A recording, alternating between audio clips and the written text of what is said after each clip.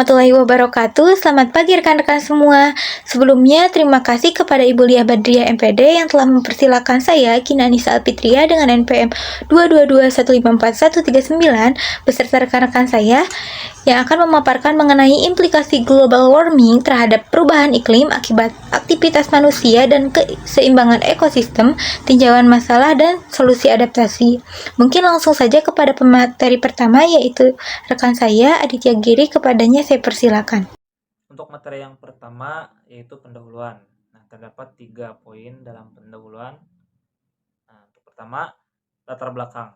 Dampak global warming terhadap perubahan iklim telah menjadi semakin nyata dan merusak, mencakup peningkatan suhu rata-rata global, perubahan pola cuaca ekstrim, peningkatan intensitas bencana alam seperti badai tropis, banjir, kekeringan, dan kebakaran hutan, serta kenaikan tingkat permukaan air laut yang mengancam pulau-pulau kecil dan pesisir.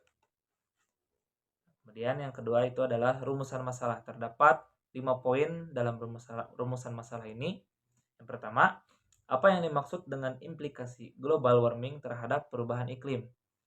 Kemudian, faktor apa yang menjadi akibat terhadap keseimbangan ekosistem? Dan apa yang menjadi tinjauan masalah lingkungan terhadap perubahan iklim? Kemudian, bagaimana solusi terhadap adaptasi perubahan iklim? Dan terakhir, apa yang menjadi konsekuensi global warming terhadap keseimbangan ekosistem? Selanjutnya, terdapat tujuan. Nah, di sini juga terdapat 5 tujuan.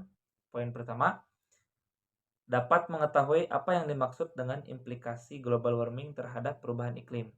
Yang kedua, dapat mengetahui faktor apa saja yang menjadi akibat keseimbangan ekosistem. Kemudian, dapat memahami tinjauan masalah lingkungan terhadap perubahan iklim dan dapat mengetahui solusi terhadap adaptasi perubahan iklim. Yang terakhir, dapat mengetahui konsekuensi global warming terhadap keseimbangan ekosistem. Nah, kemudian saya kembalikan kepada moderator. Nama saya Hoirunisa dengan NPM 222154109. Selanjutnya yaitu kajian teoritis. Pemanasan global adalah peningkatan suhu rata-rata atmosfer, laut, dan daratan bumi atau pemanasan permukaan bumi selama beberapa waktu. Menurut Konvensi Kerja Perserikatan Bangsa-Bangsa tentang Perubahan Iklim, sistem iklim dengan perubahan iklim didefinisikan sebagai keseluruhan dari atmosfer, hidrosfer, biosfer, dan geosfer beserta interaksinya. Perubahan iklim diartikan sebagai perubahan pada iklim yang disebabkan secara langsung atau tidak langsung oleh aktivitas manusia yang mengubah komposisi atmosfer, sehingga meningkatkan variasi iklim yang diamati selama periode waktu yang cukup panjang. Perubahan iklim terutama disebabkan oleh peningkatan konsentrasi CO2 dan gas rumah kaca atau GRK.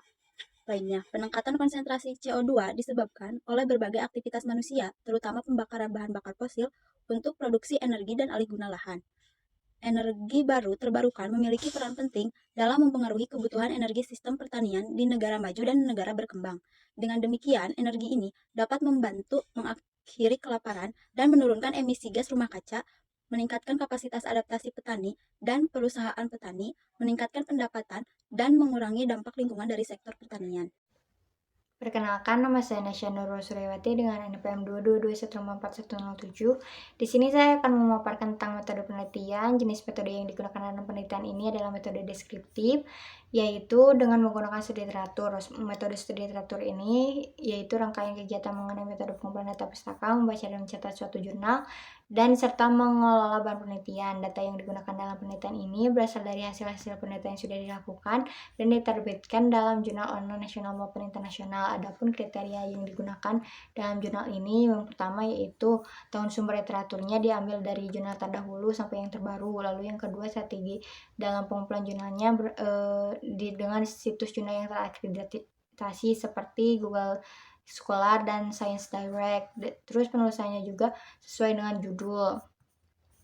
Mencari jurnalnya itu dengan keyword yang sesuai dengan judul. Lalu rangkuman jurnal kemudian dilengkapi dengan analisis isi, tujuan penelitian, dan hasil atau temuan penelitian. Analisis isi jurnal digunakan sebagai metode analisis.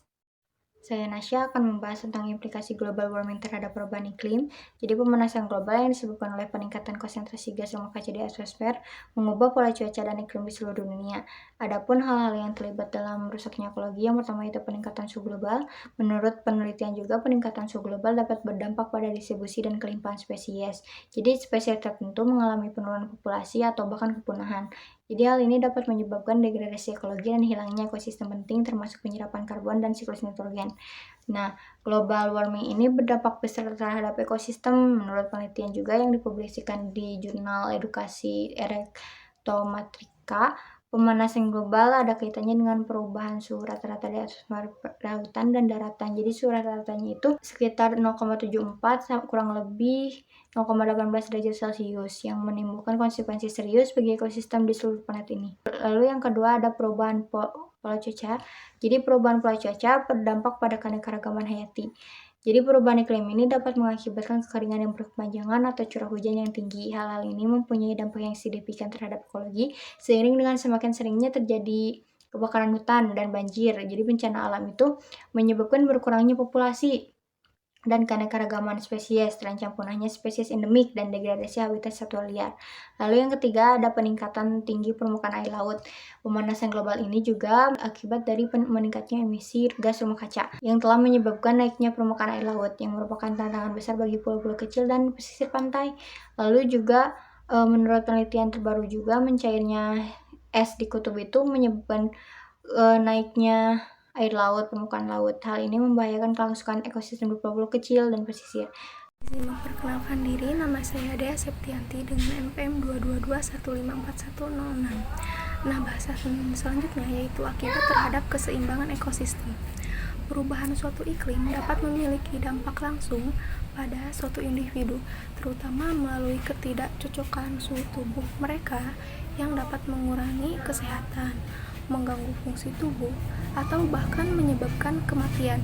Misalnya, suhu yang lebih tinggi bisa meningkatkan metabolisme dan juga mendorong perubahan ukuran tubuh pada hewan yang tergantung pada suhu eksternal. Kemudian, dampak perubahan iklim pada suatu habitat spesies sangat kompleks, melibatkan pemanasan, peningkatan evapotranspirasi, dan juga perubahan pola curah hujan. Nah, menurut teori metapopulasi, kepunahan dipengaruhi oleh faktor lingkungan serta isolasi dan juga jarak. Selanjutnya, perubahan iklim dapat secara drastis mengubah proses biogeokimia dan fungsi ekosistem. Gangguan pada siklus karbon atau nitrogen dapat mempengaruhi iklim dengan memberikan umpan balik positif ke atmosfer seperti emisi gas rumah kaca atau umpan balik negatif seperti penyimpanan karbon dalam mikroba atau juga tanaman. Selain itu, perubahan iklim dapat juga menyebabkan suatu gangguan kompleks yang beragam, menghasilkan efek berbeda pada biogeokimia dan mengacaukan suatu ekosistem. Baik, untuk materi selanjutnya yaitu mengenai tinjauan masalah lingkungan terhadap perubahan iklim. Yang pertama itu emisi gas rumah kaca. Nah, emisi gas rumah kaca ini seperti karbon dioksida, metana, dan nitrogen oksida. Itu suatu merupakan kontributor utama pemanasan global.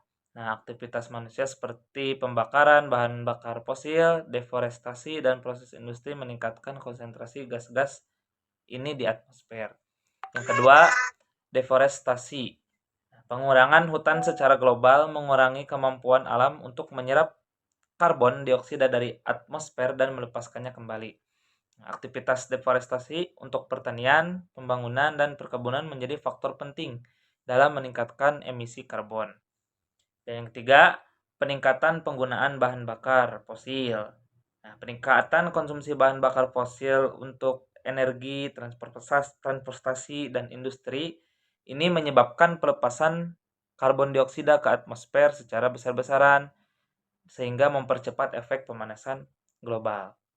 Nah, yang keempat itu pertanian intensif. Nah, praktek pertanian intensif seperti penggunaan pupuk kimia dan pengelolaan limbah ternak ini menyebabkan pelepasan gas metana dan nitrogen oksida yang akan berkontribusi pada efek rumah kaca dan perubahan iklim. Dan yang terakhir, pengolahan limbah. Nah, pengolahan ini atau pembuangan limbah padat dan cair dari industri dan aktivitas domestik menjadi suatu sumber emisi gas rumah kaca dan polutan lainnya yang akan memperburuk iklim tersebut. Oke, mungkin dari saya hanya seperti itu. Saya kembalikan kepada moderator. Konsekuensi global warming terhadap keseimbangan ekosistem.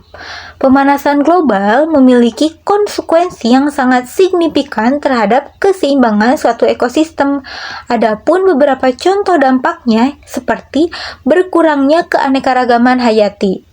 Pemanasan global menyebabkan hilangnya habitat untuk beberapa spesies, yang mengakibatkan gangguan pada siklus hidup serta mengurangi keanekaragaman hayati. Hal tersebut menimbulkan konsekuensi yaitu dengan terjadinya penurunan populasi pada beberapa spesies. Namun, jika penurunan spesies terus-menerus dapat mengakibatkan kepunahan pada spesies serta keanekaragaman hayati bisa terus tergerus karena berkurang. Yang kedua ada migrasi spesies. Konsekuensi dari pemanasan global terhadap keanekaragaman hayati sangatlah signifikan.